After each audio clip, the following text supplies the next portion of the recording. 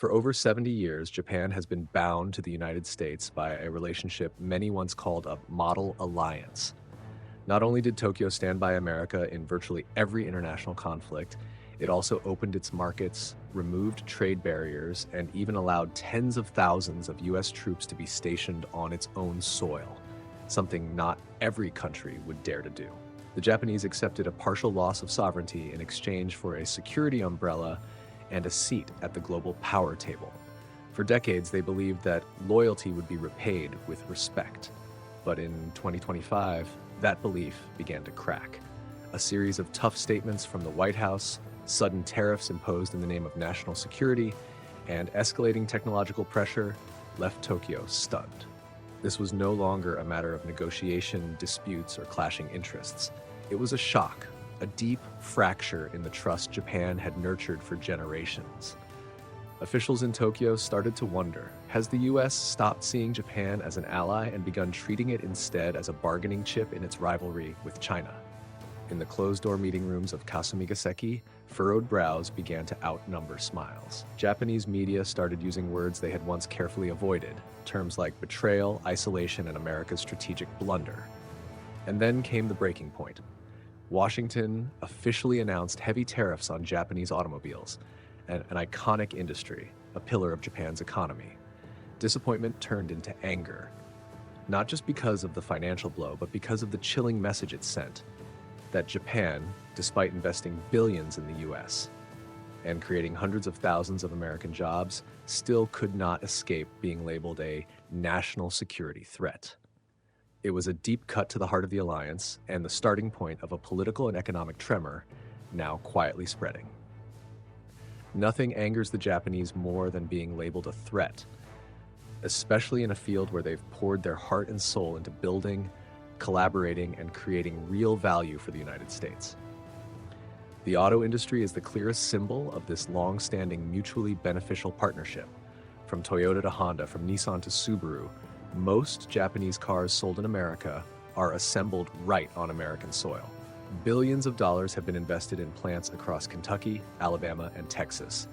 Hundreds of thousands of American workers have stable jobs. Their families thrive thanks to cars bearing Japanese names.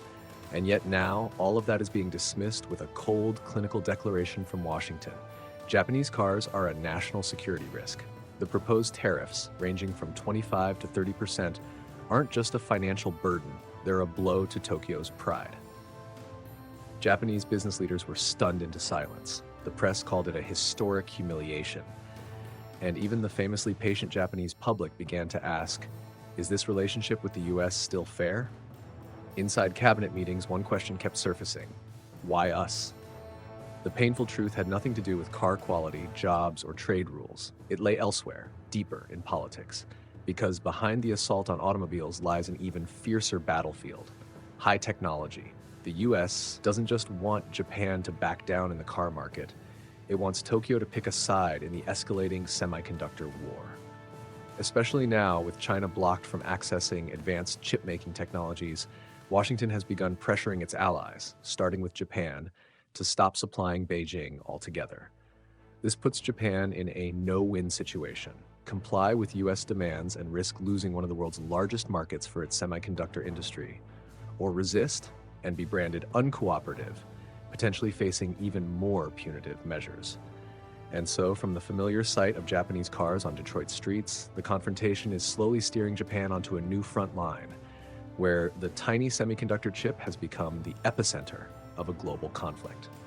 The semiconductor industry has long been the crown jewel of Japan's technological empire. Not as flashy as phones or cars, yet the photolithography machines, nano-coating equipment, and ultra-precise components made by Japanese firms are indispensable links in the global supply chain. The US knows this well, and so does China, with its increasingly bold tech ambitions. The problem is, Japan is being pulled into the middle of these two global powers, forced to make a difficult choice: abandon its second-largest trading partner, China, or risk facing sanctions from its strategic ally, the United States. Washington hasn't been subtle. The signals came fast and hard. If Tokyo doesn't halt the sale of chip-making equipment to Chinese companies, it will face economic security measures, a vague phrase but one loaded with threat. The pressure intensified, especially after Japan was asked to cut off all supplies to Huawei, a once major Chinese client now turned pariah in the ongoing tech war. Japanese businesses were stunned. They don't want to choose between profit and loyalty, between markets and geopolitics. But that choice is no longer hypothetical. Contracts are being canceled. Surprise inspections are on the rise. Washington is demanding stricter export controls, and all of it is pushing Tokyo to the edge of what it can endure. Then something rare happened, something almost unheard of in recent decades. A firm, uncompromising tone from the Japanese government. Gone were the mild diplomatic statements and calls for cooperation. In their place came a clear, public, and forceful message. Japan would no longer endure in silence. Mainstream media published sharp critiques. Press briefings didn't dodge the hard questions. And for the first time in decades, Tokyo spoke not just as a wounded partner, but as a nation ready to push back. The Japanese are known for their composure. Throughout decades of alliance with the US, Tokyo has consistently chosen a cautious response, avoiding direct confrontation, prioritizing dialogue, and patiently waiting for its partner to come around. But in 2025, that changed. No more diplomatic vagueness, no more placating statements. Prime Minister Shigeru Oshiba addressed the Diet in a tone never heard before. America's tariff policy is regrettable and dangerous for both sides. He didn't speak like someone apologizing or seeking reconciliation. He spoke like someone deeply wounded and now standing up to defend himself. Soon after, Finance Minister Katsunobu Katoa issued a public warning about the risk of a systemic economic and financial crisis if trade relations with the US are not rebuilt on a foundation of equality and mutual respect. Press briefings no longer sidestepped the issue. Even opposition lawmakers, rarely in agreement, surprisingly aligned in support, proposing that Tokyo should establish new strategic options more independent from Washington. The signal from Tokyo was unmistakable. Japan would no longer accept the role of a coerced ally. It had no intention of walking away from its relationship with America, but it also would not remain passive while being harmed. And when words were no longer enough, action began to speak. In private meetings across the industrial sector, one phrase surfaced more and more: supply chain restructuring. Japanese corporations began reassessing every contract, every factory, every plot of land on US soil, not as a threat, but as preparation for something once unthinkable: pulling out. Because if the US was no longer a safe place for long-term investment, then it was time to look elsewhere, to find places where Japan could grow without suspicion or punishment. And so their gaze turned southward, to Southeast Asia, where rising nations were emerging as valuable partners in a new post-globalization order. There were no official announcements, no loud declarations. But deep within the long-term investment balance sheets, Japan has been quietly retreating from the American market.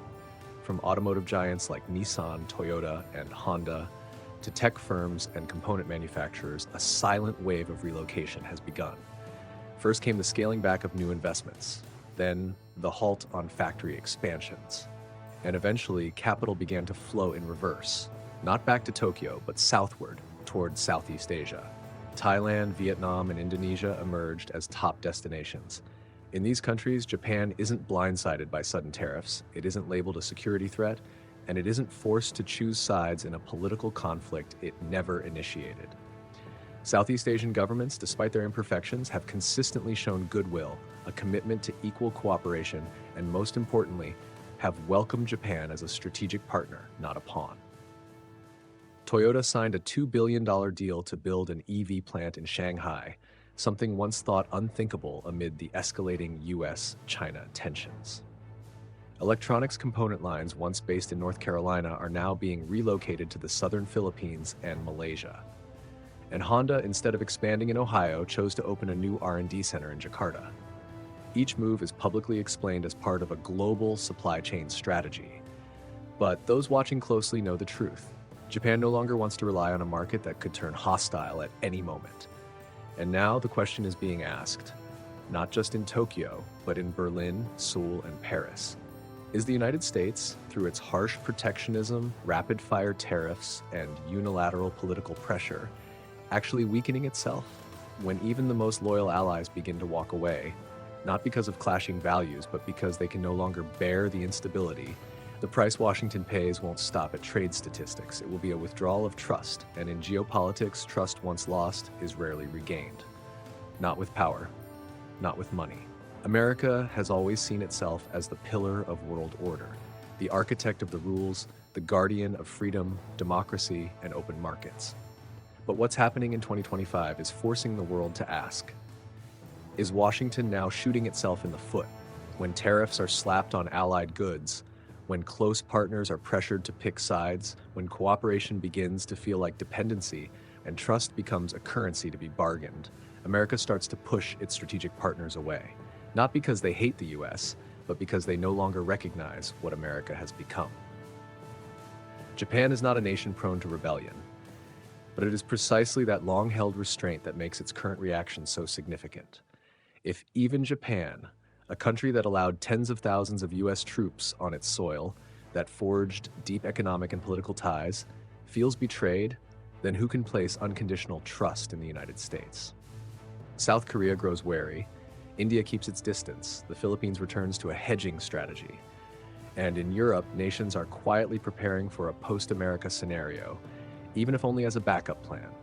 Meanwhile, China, America's chief geopolitical rival, has been skillfully filling the gaps.